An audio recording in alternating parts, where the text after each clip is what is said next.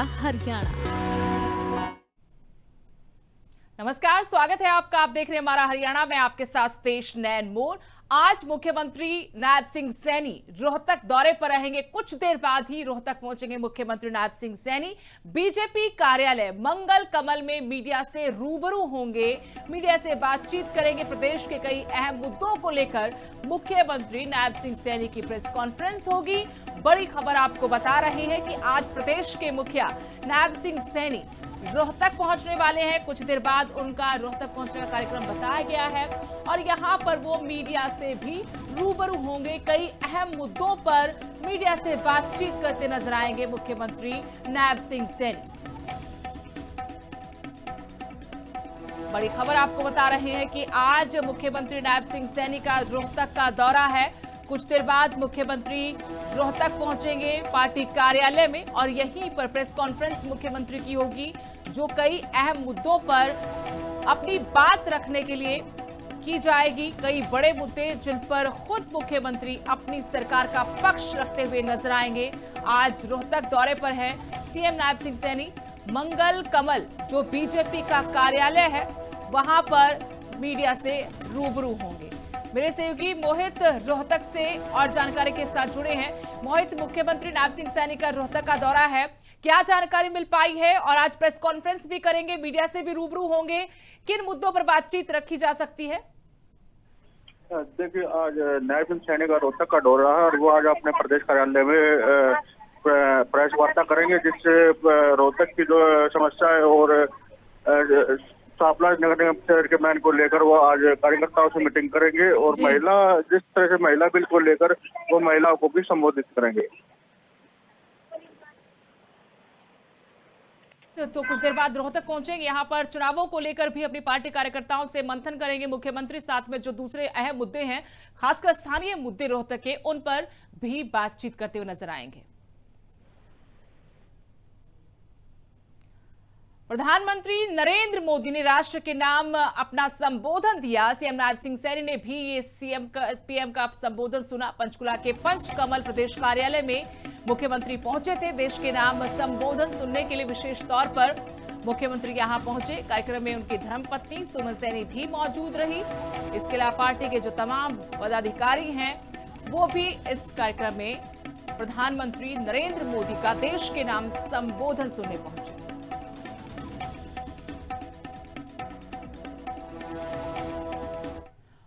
हरियाणा के पूर्व उप मुख्यमंत्री दुष्यंत चौटाला की कल प्रेस कॉन्फ्रेंस चंडीगढ़ में हुई। यहां पर उन्होंने हिसार कांड को लेकर कई आरोप लगाए।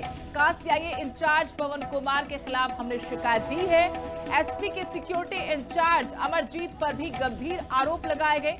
कहा 24 घंटे से ज्यादा का वक्त बीत चुका है, लेकिन एफआईआर नहीं दर्ज की गई। अब तक पुलिस ने मामला दर्ज नहीं किया है। ये आरोप दुष्यंत चौटाला की तरफ से चंडीगढ़ में प्रेस कॉन्फ्रेंस कर लगाए गए। और जो तस्वीरें आपको दिखा रहे हैं, ये हिसार के सब्जी मंडी पुल की है, जहां घटना घटी थी। आरोप लगाया था दुष्यंत चौटाला ने कि सीआईए इंचार्ज पवन ने उनकी गाड़ी को ओवरटेक किया और गाड़ी अड़ाकर हथियार के साथ उन्हें धमकाया और यहां तक आरोप लगाया कि गाड़ी से कुचलने की कोशिश की गई। दुष्यंत चौटाला ने इसी पूरे मामले को लेकर चंडीगढ़ में प्रेस कॉन्फ्रेंस रखी थी। दुष्यंत चौटाला ने यह भी कहा कि डीजीपी ने उनका फोन तक नहीं उठाया। सोमवार तक अगर एफआईआर दर्ज नहीं हुई तो हाईकोर्ट भी जाएंगे। सोमवार तक एसपी का ट्रांसफर भी मांगा है। इस मामले में एक्शन लिया जाए। एडीजीपी रैंक के अधिकारी से जांच कराने की मांग उठाई गई।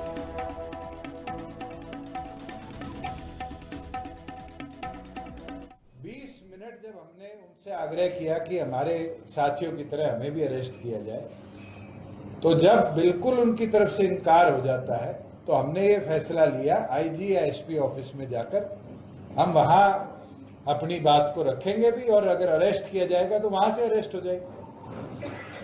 लगभग 2.5-3 किलोमीटर का रास्ता है। इस रास्ते के अंदर हमारे पीछे 2 अननोन नंबर प्लेट की एक बलेरो और एक बलेरो नियो और एक जीवी नंबर प्लेट की आर्टिका गाड़ी लगती है। टोटल 15 सिविल के अंदर लोग होते हैं। वो गाड़ियां जहाज पुल के बाद हमारे आगे एक बोलेरो नियो आती है जो बारी बारी हमें रोकने का प्रयास करती है। 2 व्यक्ति गाड़ी से उतरते हैं, एक लाल शर्ट में, एक हरी शर्ट में। लाल शर्ट वाले के हाथ में वेपन था या उस जैसी कोई चीज थी, ये तो फुटेज के अंदर क्लियर है। और उतरकर धमकी भी देते हैं।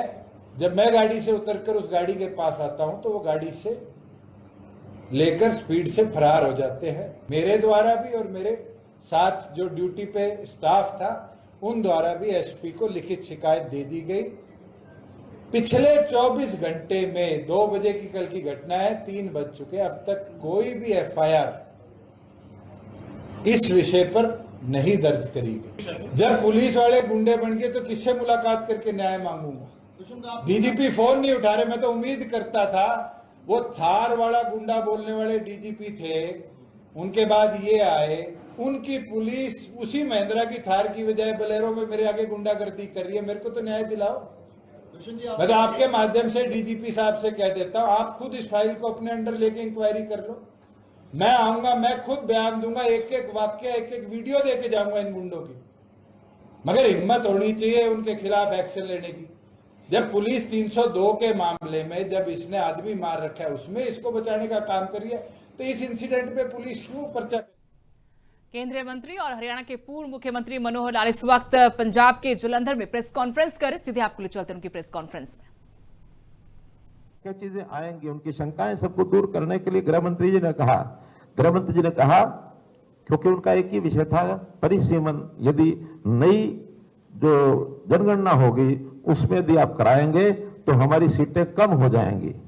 क्योंकि जनगणना करते समय आबादी जो देश भर की बढ़ रही है, कंपैरेटिवली ये बात ठीक है कि दक्षिण राज्यों में जनगणना करते समय आबादी कम बढ़ी है तो उनको ये खतरा था कि हमारी सीटें कम ना हो जाएं।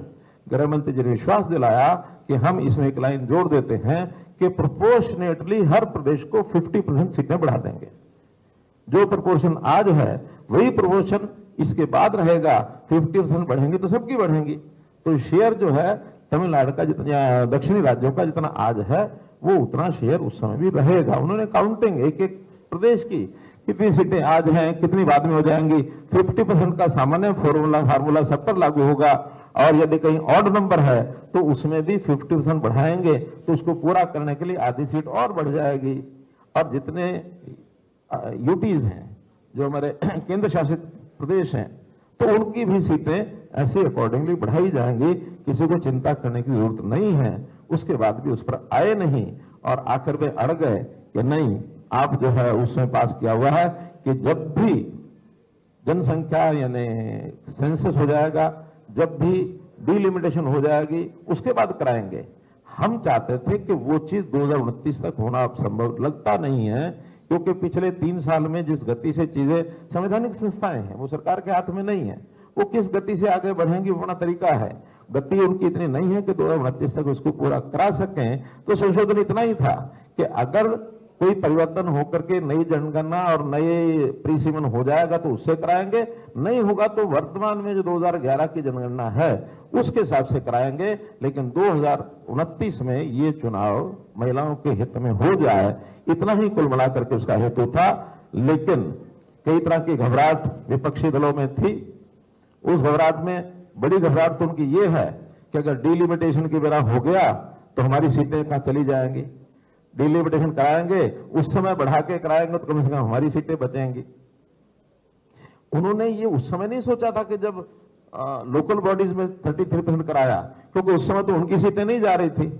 पास करना था विधानसभा ने, उनकी सीटें बरकरार थी, लागू करना था लोकल बॉडीज में, करा दिया। आज सबको ये लगा कि शायद कहीं ऐसा ना हो कि मेरी सीट ही महिला सीट हो जाए। हमारा ये कहना है, आपकी हो या किसी और की हो, ये नागरिक महिलाएं हमारी 50% आबादी हमारे देश का प्रमुख हिस्सा है, इससे चिंता नहीं करनी चाहिए। उसके बाद भी डिलिमिटेशन मान लिया गया, तब भी उसके ऊपर आए नहीं, क्योंकि उनको ये अंदर अंदर भय डर ये सता रहा था। तो मित्रों, इसके एक कारण से जो 16-17 अप्रैल को हुआ और ये जो संशोधन है ये नहीं होने दिया, इसकी भर्त्सना करने के लिए जनता को बताया जाए और आप लोगों के माध्यम से आप जनता को इस विषय को बताएं इतना विषय आपके सामने रखना था। और मैं समझता हूं क्योंकि महिला शक्ति, मातृशक्ति ये इसमें प्रमुख भूमिका निभाएगी।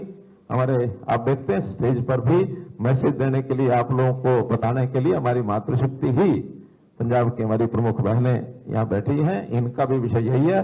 फिर भी श्रीमती बेबी रानी मौर्य जी उत्तर प्रदेश से चल के आई हैं और इनको भी सारे विषय का, जो कि पहले राज्यपाल भी रही हैं, बहुत समय से राजनीति से जुड़ी हुई है, जितना मैंने बताया शायद इससे भी ज्यादा इनको जानकारी होगी।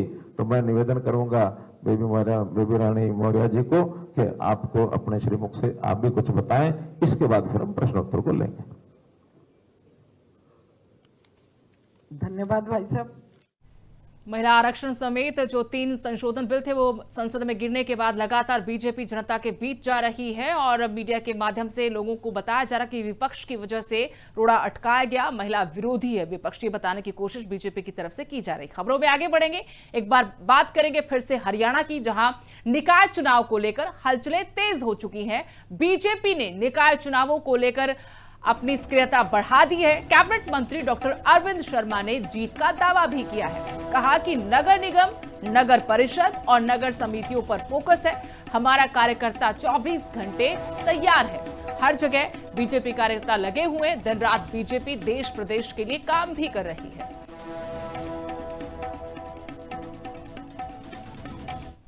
तक पहुंचाने की लगन लगी रहती है उसके कार्यकर्ता के, हमारे कार्यकर्ता के दिल और दिमाग में।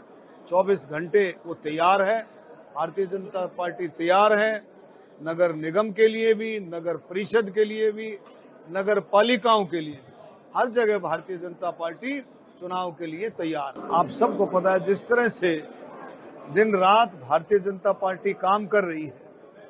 तीसरी बार हरियाणा में सरकार बनी, तीसरी दफा, और अब फिर से नगर निगम, नगर परिषदों में, नगर पालिकाओं में कमल का फूल खिलेगा, ये मैं गारंटी के साथ कह सकता हूं।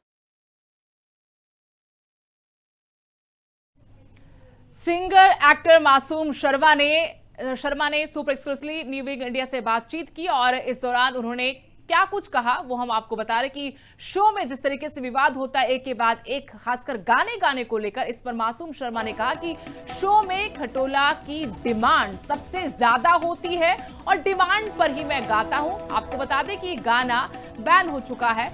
मासूम शर्मा ने कहा कि हर बच्चे को खटोला याद है। गाने हटाने से बहुत आहत हुआ, कई गाने यूट्यूब से हटाए गए, आर्थिक और भावनात्मक रूप से धक्का लगा। गाने बैन होने से आर्थिक नुकसान भी बहुत ज्यादा हुआ। मुझे विशेष तौर पर टारगेट किया गया। और आज शाम आप ये पूरा इंटरव्यू लिविंग इंडिया न्यूज पर 4:30 बजे देख सकते हैं। जब आप लाइव शो करते हुए ये गा देगा, डिमांड तो खटोले की हुआ सबसे ज्यादा। खटोला हटवा दिया है ना। हाँ, लेकिन खटोला फिर भी मासूम शर्मा गा ही देते कहीं ना कहीं। तो पब्लिक प्यार इतना करे है, बच्चे का रट रखा, 4 साल के 5 साल के बच्चे जब पूरा, जिनका पाड़े याद कौन होंगे, उनका पूरा गाना याद है कितने न कितने, तो अब वो वहां से कैसे मिटाएंगे उस चीज को। आपको जब पहली बार पता लगा कि आपको आपके गाने हटा दी तो क्या रिएक्शन था, क्या लगा आपको? मैं यही था उस दिन। अच्छा। चंडीगढ़ में जिस दिन हटाए तो बुरा लगा था बहुत, गाना आहत एकदम होना, जो कि यार ये क्या हो गया, क्योंकि कुछ एक चैनल, हमारे चैनल के खुद के गाने थे, तो यूँ लगा यार ये तो बड़ा लॉस हो गया। धीरे धीरे फिर चीज़ें स्पॉट में आई तो थोड़ा सा दिल ने तसल्ली तो मिला है ना। वो फाइनेंशियली धक्का था आपके लिए या इमोशनली? क्योंकि गाना आप पहले शब्द से लेकर उसको अंजाम तक लेके जाना, फिर वो पॉपुलैरिटी मिलती है आपको, फिर वो पैसा तो बाद में आता है। दोनों तरीके का था, फाइनेंशियली भी था और इमोशनली भी था। इमोशनली तो नू फील होने लगा था यार, तेरे तो कोई क्यों, तेरे ही क्यों मतलब तेरे तक किसी द्वेष है, क्यों है, इतना द्वेष है तो इतना क्यों है, थोड़ा बहुत तो है, अगर आदमी क्या सुन ले। फाइनेंशियली भी नुकसान होया तो कई ढाल का मामला। आपको क्यों लगा ऐसा? क्योंकि गाने तो कुछ और लोगों को भी है, आपके ज्यादा हुए, ये बात मैं मानती हूँ। शुरुआत में 10 गाने डिलीट हुए थे, 10 में से 7 मेरे थे। 7 आपके थे। तो आपको लगा कि टारगेट किया गया आपको? हाँ लगा, और किया भी था। इतना पावरफुल कौन बैठा है जो आपको, आपका दुश्मन हो, आपको पसंद ना करता और वो ऐसा काम करवा दे? कोई नहीं, ठीक है, उसने जो करा था अच्छा करा था, भला भला करा उसने मेरा। बिल बोर्ड्स में आ गए नहीं? हाँ, कई बार है ना आदमी बुरा करने चला है और वो बुरा का अच्छा भी किसी का अच्छा हो जाए तो फिर कैसा लगा? मैंने ये तो पूछ लिया कि उस दिन जब हटे तब कैसा लगा, जब बिल बोर्ड्स में नाम आया तब कैसा लगा? हमने तो सुर्खियां बनाई थी उसकी भी। अच्छा लगा, किसने अच्छा नहीं लगा? मैंने जिस प्लेटफॉर्म, हम इतने देसी, जिस प्लेटफॉर्म का नाम ही नहीं पता है कि बिलबोर्ड नाम की कोई चीज़ है, हाँ। और फिर पता चले कि इंटरनेशनल कोई चीज़ है और उस पर कोई चीज़ आई तो अच्छा लगा। लेकिन कलाकारी और बदमाशी का क्या कॉम्बिनेशन है? आप पे आरोप लगता है कि बदमाशी को प्रमोट कर रहे हैं आप, गन कल्चर को, कुछ लोग गंद कल्चर को, लेकिन मासूम शर्मा को लेकर, गंद का तो नहीं, लेकिन वो कहते हैं गन कल्चर को प्रमोट करते हैं मासूम शर्मा।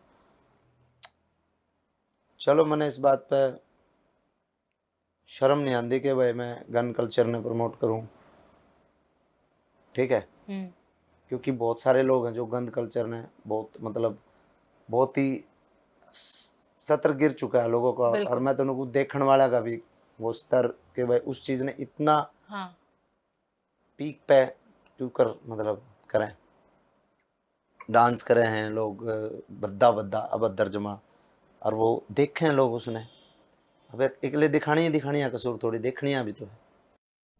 खबर है एनआईटी कुरुक्षेत्र से, जहां पर पहली बार अचानक से छुट्टियां घोषित कर दी गई। छात्रों को हॉस्टल खाली करने के आदेश सुना दिए गए। सुसाइड मामले की जांच के लिए 5 सदस्यीय कमेटी का गठन हुआ है। छात्रों से, प्रोफेसर से और बोर्डर से बातचीत की जाएगी। इस पूरे मामले में जांच को आगे बढ़ाया जाएगा। संस्थान में अचानक छुट्टियां हैं, हॉस्टल खाली करने के आदेश दे दिए गए हैं। 19 अप्रैल तक हॉस्टल खाली करने के निर्देश जारी हुए हैं। कार्यकारी डायरेक्टर प्रोफेसर ब्रह्मजीत सिंह ने सफाई भी दी है जो घटनाएं घट रही हैं। कहा कि सोशल मीडिया से छात्रों में अकेलापन बढ़ रहा है। छात्रों का परिवार और शिक्षकों से संवाद हो गया है कम, जिसकी वजह से मानसिक रूप से वो कमजोर हो रहे हैं। और यही सबसे बड़ी वजह है कि एक के बाद एक यहाँ पर बच्चे पिछले कुछ दिनों में ही सुसाइड कर चुके हैं और सुसाइड अटेम्प्ट भी हुआ है। छात्रों की समस्याओं के समाधान के लिए कहा कि 3 कमेटियां बनाई गई हैं। हर छात्र को फैकल्टी मेंबर से जोड़ा गया है।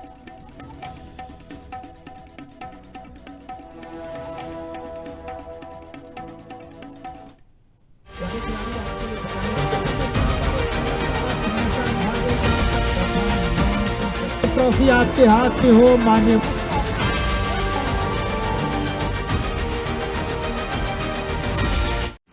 चंडीगढ़ में शुरू हुआ गली क्रिकेट का महाकुंभ। सीएम सैनी ने किया सीजन 4 का भव्य शुभारंभ। बल्ला घुमाओ नशा भगाओ थीम से बड़ा संदेश। खेल और जागरूकता से नशा मुक्त होगा देश प्रदेश। चंडीगढ़ में युवाओं के जोश और खेल भावना का शानदार संगम देखने को मिला। मुख्यमंत्री नायब सिंह सैनी ने एलेंजर्स गली क्रिकेट टूर्नामेंट सीजन 4 का भव्य शुभारंभ किया। सीएम सैनी ने युवाओं को नशा मुक्त समाज के निर्माण का मजबूत संदेश दिया। कार्यक्रम के दौरान मुख्यमंत्री नायब सिंह सैनी ने ट्रॉफी का अनावरण किया और खिलाड़ियों से संवाद करते हुए उनके उत्साह को बढ़ाया। ये कप आपके हाथ में हो, ये ट्रॉफी आपके हाथ में हो माननीय मुख्यमंत्री महोदय। कार्यक्रम की शुरुआत में सीएम सैनी ने सबसे पहले कार्यक्रम में मौजूद सभी लोगों को नशा मुक्ति की शपथ दिलाई। युवा किसी भी राष्ट्र की ऊर्जा होते हैं तथा युवाओं की शक्ति का समाज एवं देश के विकास में महत्वपूर्ण योगदान है। अतः यह अति आवश्यक है कि नशा मुक्त भारत अभियान में सर्वाधिक संख्या में युवा जुड़ें। मैं प्रतिज्ञा करता हूं कि अपने देश को नशा मुक्त करने के लिए अपनी क्षमता के अनुसार हर संभव प्रयास करूंगा। जय हिंद। सीएम सैनी ने कहा कि युवा पीढ़ी अपनी मेहनत, अनुशासन और संकल्प से देश को नई ऊंचाइयों तक ले जाने की क्षमता रखती है। यह आयोजन उसी ऊर्जा का उत्सव है। मुख्यमंत्री नायब सिंह सैनी ने चंडीगढ़ पुलिस और प्रशासन की सराहना करते हुए कहा कि नशा आज समाज के सामने एक गंभीर चुनौती है और इससे निपटने के लिए सामूहिक प्रयास जरूरी है। टूर्नामेंट की खास बात इसका सामाजिक संदेश है। बल्ला घुमाओ नशा भगाओ थीम के जरिए युवाओं को नशे से दूर रहने की प्रेरणा दी जा रही है। सीएम सैनी ने इस थीम के लिए आयोजकों की जमकर तारीफ की। साथियों, यह खेल उस नई पीढ़ी का उत्सव है जो अपने परिश्रम, अनुशासन और संकल्प से भारत को नई ऊंचाइयों तक ले जाने के लिए साथियों तैयार है। यह आयोजन करने के लिए मैं विशेष रूप से चंडीगढ़ प्रशासन व चंडीगढ़ पुलिस की सराहना भी करता हूं। और युवा साथियों, आप दोहरी सराहना के पात्र हैं क्योंकि आपने इस आयोजन का जो थीम रखा है वो थीम है बल्ला घुमाओ और नशा भगाओ। साथियों, आपने जो इस आयोजन का ये थीम रखा है, इसे नशा मुक्ति से आपने जोड़ा है। मैं इसके लिए आपका धन्यवाद भी करता हूं।